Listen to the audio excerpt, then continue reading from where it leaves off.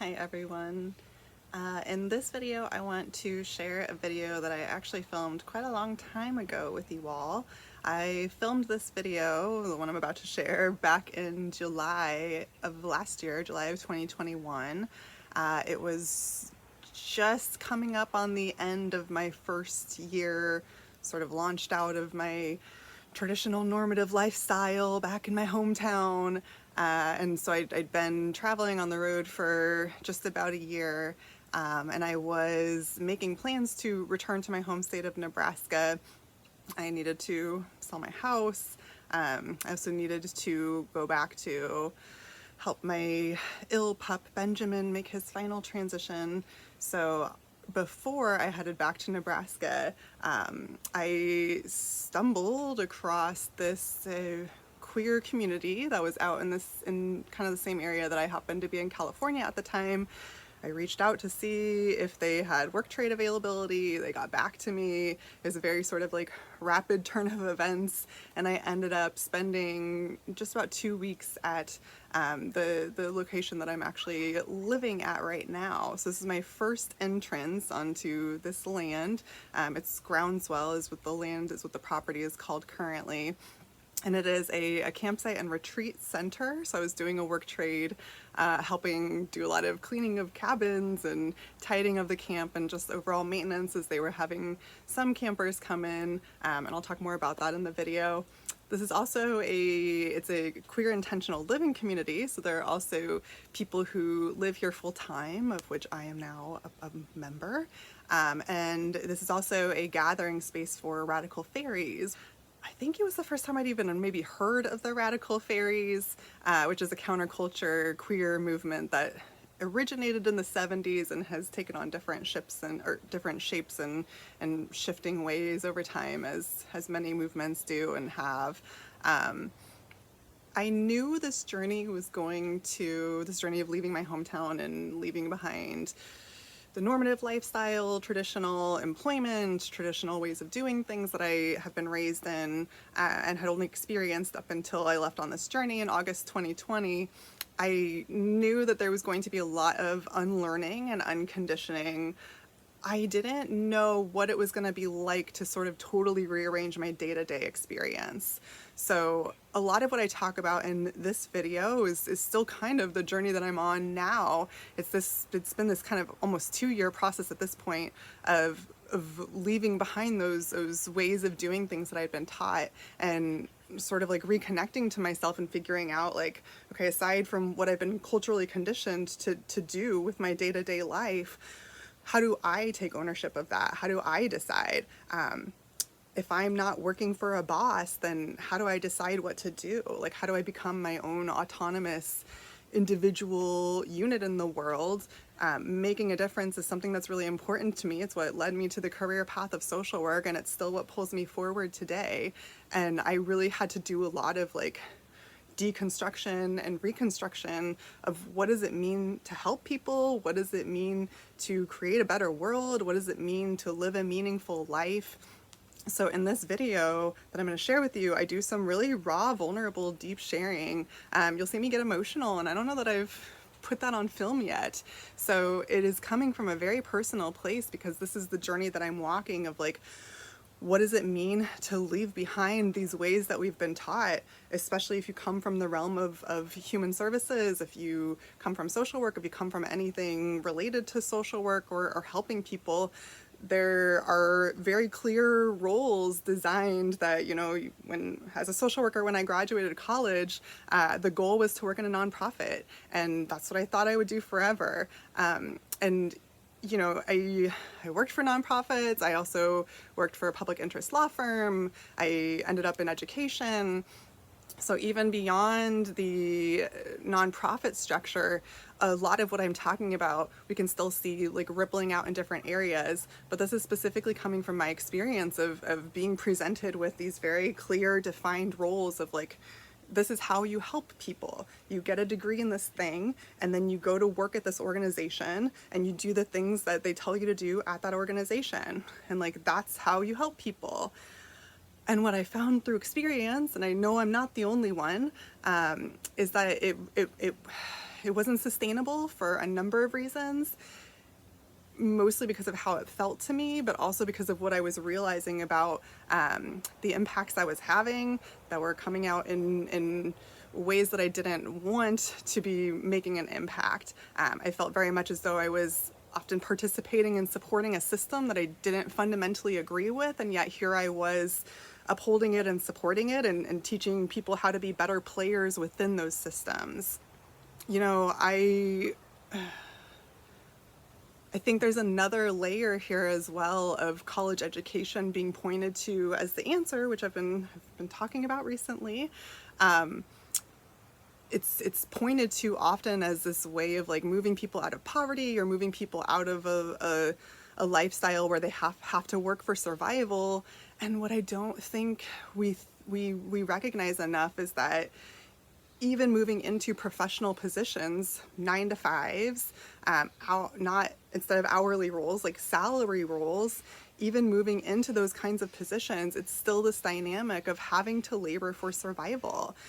And so to be taught that this like paid profession, this college education, this is the way out of suffering, this is the way into the American dream, this is the way into happiness.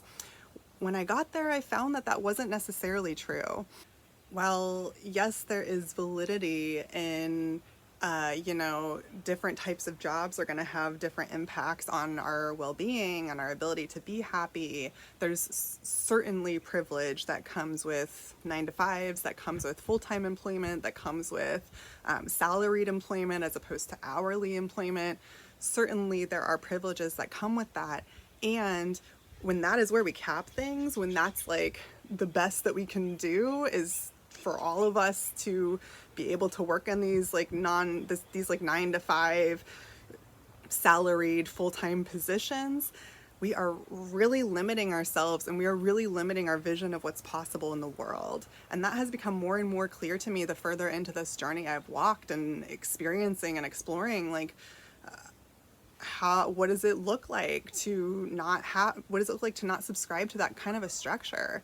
You know, I think that I was like painted this image of we all have to work, or like there has to be a way to force people to work because people are naturally lazy, and if we're not forced to work, then we're just going to sit around and do nothing all day and nothing will get done and society won't happen. You know, there's like that idle hands saying, and I want to call bullshit. I call bullshit on that. I don't believe we need to be forced into living in a way that is productive and sustainable for all of us. I don't believe that we need to be forced into fulfilling the responsibilities and requirements of coexisting in society together. We live in a world of abundance. The natural world around us is designed to meet literally all of our needs if we work with it in a respectful, healing, mutually symbiotic relationship. If we worked with nature as indigenous populations in this country did for centuries, thousands of years prior to white settler colonization, we would not have to labor 40 plus hours per week for our survival like we do right now. If we learned how to work together, we would be able to divide the responsibilities of caring for this earth and creating what it is we need for our survival. We would not have to be forced into doing it. We do not have to be forced into doing it. You know, this concept of universal basic income has been discussed and explored in many countries, and you know that still keeps us within a system of capitalism, but that has been a way for some people to start having this conversation about what if we weren't forced to labor for our survival. And studies have been specifically looking at like what happens when universal basic income is implemented, which means everybody gets a paycheck regardless of whether or not they're working. So one of the questions that they've had in these research studies is, does it mean that people work less? And by and large, they've found no. People don't just sit around and do nothing and wait for the money to come in. That's not natural to the human experience. Like naturally we want to help each other. Naturally we want to create a world that feels good for all of us. Isn't that what's ultimately driving a lot of the conflict in society to begin with? Is like people wanting to do what they think is best for the world around them to make it a more comfortable experience? We might not agree on what that looks like. And, that's where we need to be coming together and having conversations and learning and growing and expanding. And yet we can see evidence that we don't have to be forced the way that we're being forced to labor right now. We could do this differently. We could use community instead of capitalism as a motivating factor to build a society and operate a society from. We can find other ways of working together. Even in a system of capitalism right now, we can still find other ways of working together. So I call bullshit on these paradigms that teach us to only aim as high as capitalism will allow. Because if we keep doing that, then we're just going to continue staying stuck within the way things are now.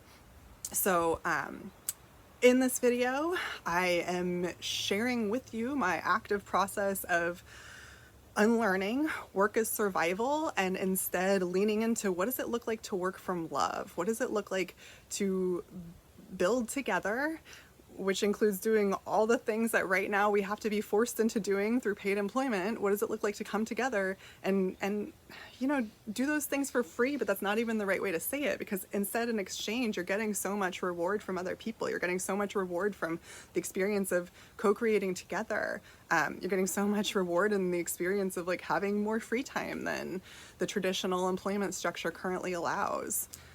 All right, with that, I'm gonna let my past self pick up the mic, and here is Amy, circa July 2021.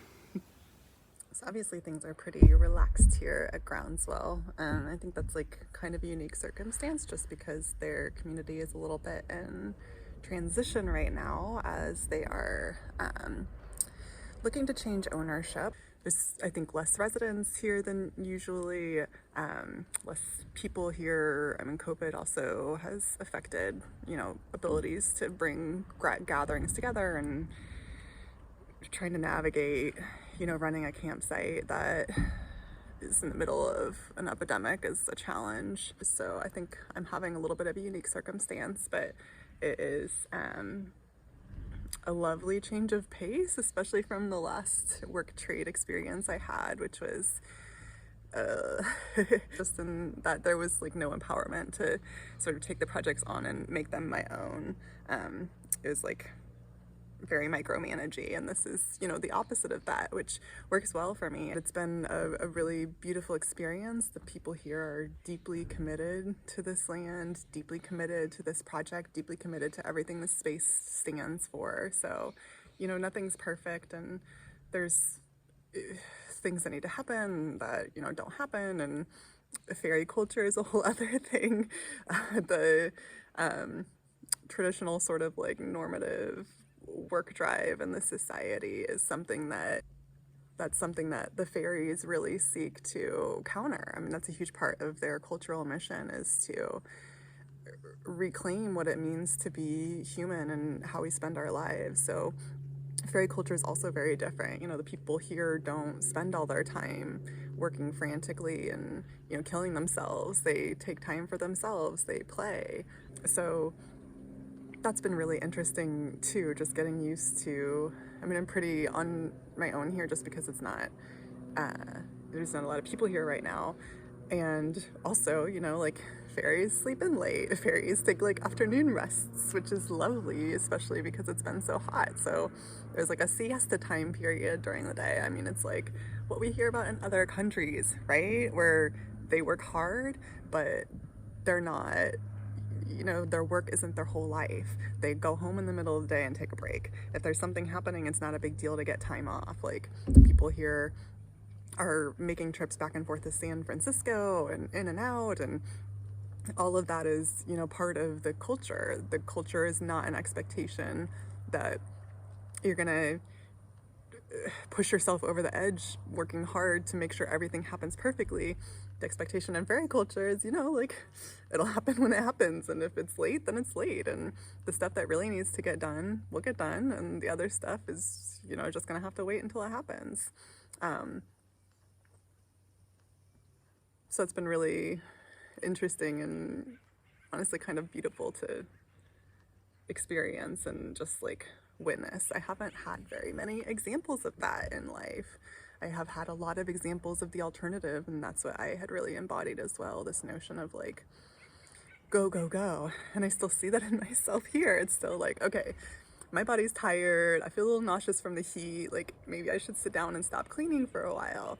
And that's just like not something that I almost said comes naturally to me, but I think it does come naturally to us. That's the thing. I think it does come naturally to me. I think that I was taught, like many of us are taught, that productivity is worth, and that if I'm not going, then I'm not really doing something productive. And if I'm not really doing something productive, then I'm not really doing something worthy. And if I'm not doing something worthy, then like, what am I doing?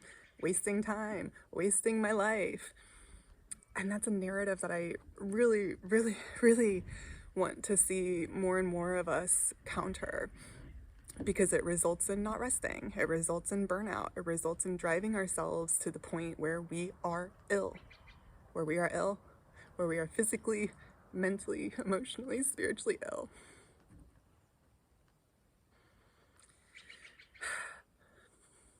And I feel that really deeply for myself, but I feel that really deeply for so many people too.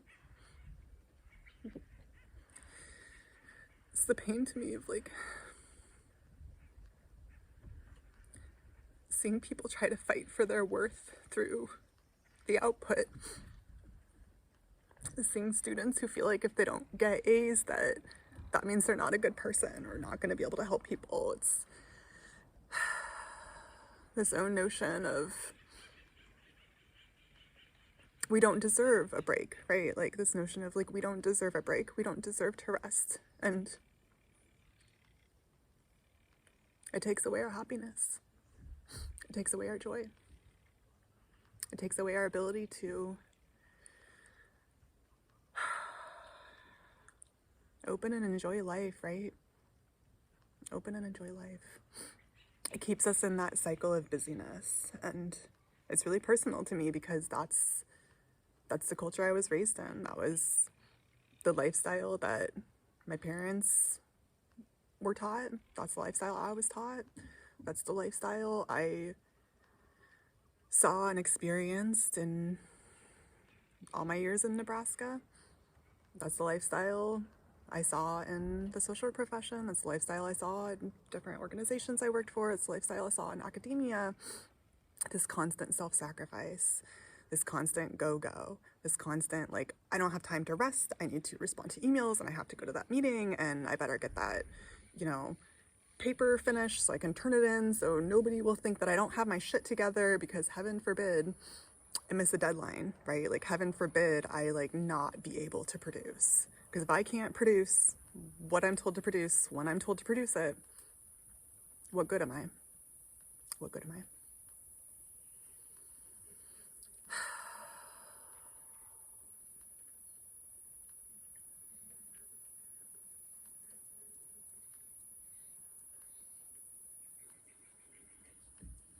So that runs deep. That runs deep for me. That runs deep for a lot of us. I'm still sort of just unpacking how that's influenced my life and how I see it influencing so many other people's lives. So for me, it's been a really beautiful experience to come here and see examples of people who are actually living something different, actually living a life where joy and pleasure and play are just as important as all the other stuff that we're taught is actually worthy of our time. It's been really a gift to see that in action and to get the experience of, this more laid back sort of work exchange thing where I have the freedom to just wander around and I can wander through what needs to be done here.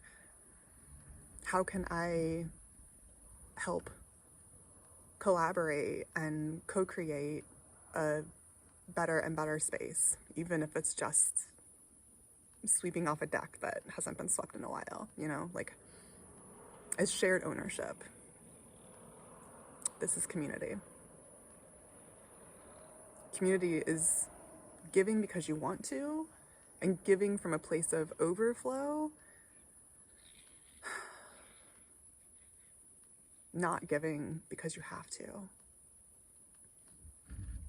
And I saw that too. Like, I saw that over the 4th of July when there were, 50 some queer people filling up this space, like nobody, I wasn't even starting the work trade then. It was just people who came. Like, they paid to come here. I mean, it's like not super expensive because you're glamping and camping, but they were guests. But there's signs everywhere that say, like, help your fellow queer out, take out the trash, or wipe off the counters, or do a little sweeping. And that's what I saw. By providing a space like this that creates that community feel. I mean, the number of people I heard this weekend, or last weekend, who said, or over the 4th rather, the number of people I heard say that, this is like the only, or one of the only spaces where they feel like they can really be themselves. And I've heard that in some spaces that I've been in before. I've not seen it like this. But it creates a ownership. It creates a shared ownership. And instead of forcing people to produce out of guilt and shame and obligation and messages that tell us it's not okay to rest, and that we're not worthy of rest, and that stopping means we're being lazy.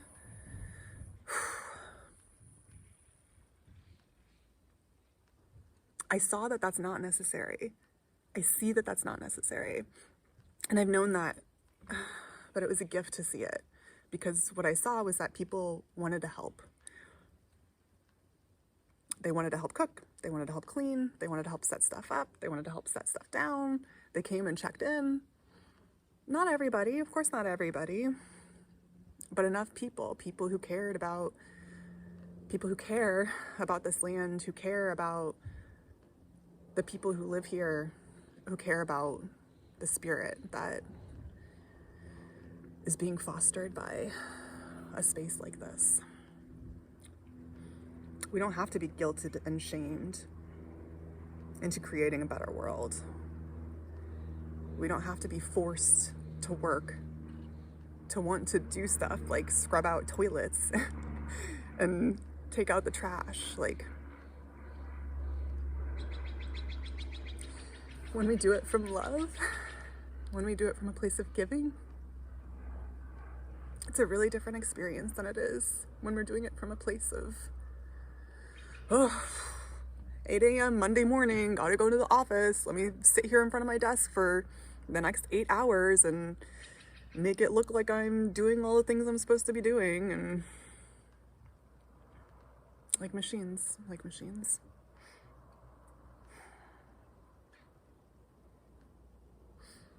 What I want you to know, what I want me to know, what I want all of us to know is we are not machines. We were never meant to be machines. We did not come here for that. Humans did not come here for that. We did not come here to be enslaved by the systems that oppress us, to have to labor for survival like we do now. We did not come here for this. This is not the way it has to be. There's so much more potential. There's so much more opportunity. And it makes me feel better than anything else in the world to think about and dream about extending this culture outwards. Regardless of if you're queer, regardless of whether, radical fairy culture is up your alley or not, the elements here are common to all of us. All of us need to be able to rest. All of us need to be able to stop. All of us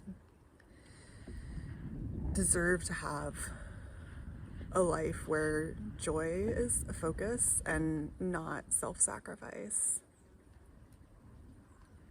And I really don't know how that looks with the 9-to-5 structure in this society. I really don't know how that looks. I don't think it works. I don't think it's congruent. I think the 9-to-5 is a part of capitalism. I think the notion of mandated employment for survival, like it is now, That's capitalism. That's not human. That's not us. That's not me. That's not you. We deserve more. We deserve more, and we can do more. We can do better than this. You know, a question I was asking myself months before I came here, when I was really adjusting to not working full time and figuring out, like, what the hell else do I do with my time? Like, what feels good to me? Like, if I don't fit within this traditional employment structure, like, what is work? What does that look like? And I started asking myself, you know, if my full-time job was creating the world that I believe is possible, what does that look like? What does that look like? And for me, it looks like a lot more rest, a lot more sitting, a lot more going inside and knowing myself. Because that's where the magic comes from. Like, it comes from within. The ability to dismantle all that we see around us, it comes from within. We're not going to find it out there, because out there is what's been created. We're going to find it in here. We're going to find it by returning to ourselves, returning to source, returning to spirit, returning to nature, natural ways of being, whatever floats your boat. All roads lead to the same end game of a life built from a deeper meaning than sustaining systems.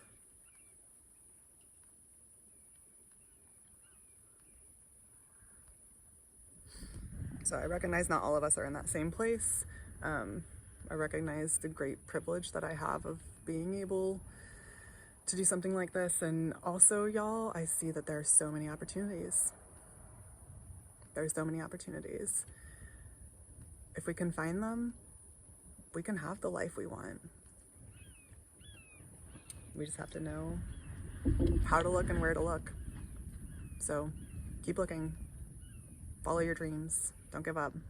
Ask yourself, if my full-time job was to create the world that my heart, that my soul believes is possible, what would my work be? What would that look like? There's nothing more important than that.